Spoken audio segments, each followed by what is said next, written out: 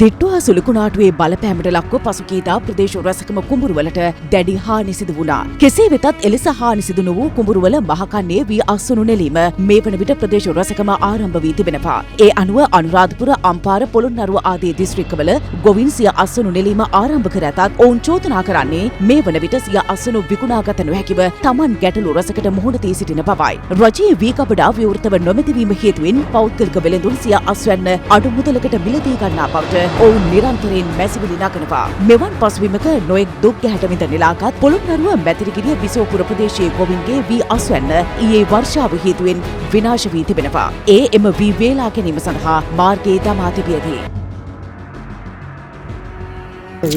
වතුර පාරේ දාලා වේලලා තමයි ගන්න කියලා තමයි බැලුවේ. දැන් අද තමයි දැන් උදේ දැම්මට පස්සේ තමයි දැන් ඔය ආයේ වැස්ස ආයේ අහුව. සාමාන්‍ය වේලලා තියෙන කෙනෙක් ඒකේ තෙත ගතිය තිබුණොත් දවසක් විතර තියෙනකොට සමහරවිට හෙට වෙනකොට මේව කම කැපෙනවා. කළු පාට ගතිය ආවම පස්සේ ආයේ වී දෙන්න බෑ.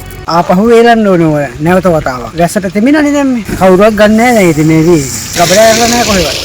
85කට තෝ ඉවිල යන්නේ දැන්. ඒකකින් ගොයියේ තම අසරන සෑහෙන.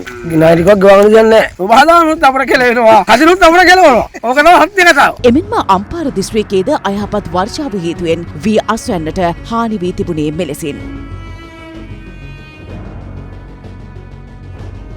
දැන් මේ වී අද වෙනද පොලේ 70 75. 120 මිලක් තිබ්බනම් 100ටවත් දැන් ඉතින් මේක අපිට වැඩක් නැහැ. මේ අතර රජය පනවා ඇති සහතික මිලට වඩා අඩු මිලකට ගොවීන්ගෙන් වී මිලදී ගන්නා වෙළඳුන් සම්බන්ධයෙන් නීතිය ක්‍රියාත්මක කිරීම කෙරෙහි අවධානය යොමු වී ඇති බව අද කන්තලේ ප්‍රදේශයේ පැවති උත්සවයකට එක්වෙමින් කෘෂිකර්ම අමාත්‍ය කේ.ඩී. ලාල්කාන්ත මහතා ප්‍රකාශ කළා. ලංකාවේ වී මිලදී ගැනීම නතර කරලා තිබුණා. දැන් අපි පටන් ගත්තා. තාමදි ඉස්සරහට ගෙනියන්න ඕන. වී මිලදී ගැනීම සඳහා මිලක් දීලා දෙන ඉහළ මිලක්.